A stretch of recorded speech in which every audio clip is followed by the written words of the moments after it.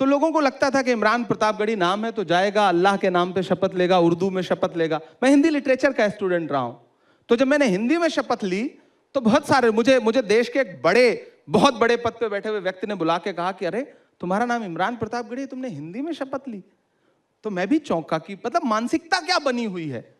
मैंने जो पहला 0 आवर लगाया, जो मैंने सबसे पहली स्पीच की, वो इलाहाबाद विश्वविद्यालय में एक झटके में 400% फीस बढ़ा दी गई स्टूडेंट की, 300% फीस बढ़ा दी गई हॉस्टल की। मैंने उसके खिलाफ पहली स्पीच की। मैं हर मुद्दे पे बात कर रहा हूं। मैं बिल्कीस के लिए भी आवाज उठा रहा हूं तो हाथरस की बिटिया के लिए भी आवाज उठा रहा हूं। मैं किसानों के लिए आवाज उठा रहा हूं तो सीधी में प्रवेश शुक्ला ने जिस आदिवासी युवक के चेहरे पर पेशाब की थी भाजपा के नेता ने, मैं उसके लिए भी संसद में आवाज उठा रहा हूं। मैं तुम्हें अपने उसूलों की कसम देता हूं, मुझको मजहब के तराजू में न तौला जाए। मैंने इंसान ही रहने की कसम खाई है, मुझको हिंदू या मुसलमान न समझा जाए।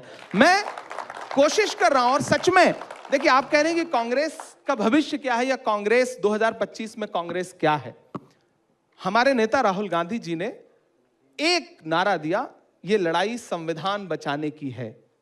हम संविधान बचाने का नारा देके किसी को डरा नहीं रहे, हम सही सही कह रहे हैं कि संविधान को खतरा है।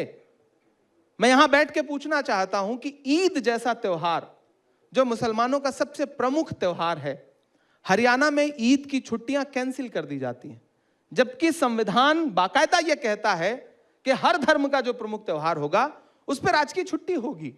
यह संविधान पे हमला है या नहीं है? कैंसिल नहीं कि उसको रिस्ट्रिक्टेड हॉलिडे रिस्ट्रिक्टेड क्यों कर दिया गया? क्या आप दूसरे धर्मों के प्रमुख त्योहारों पे ऐसा करने का साहस जुटा पाएंगे?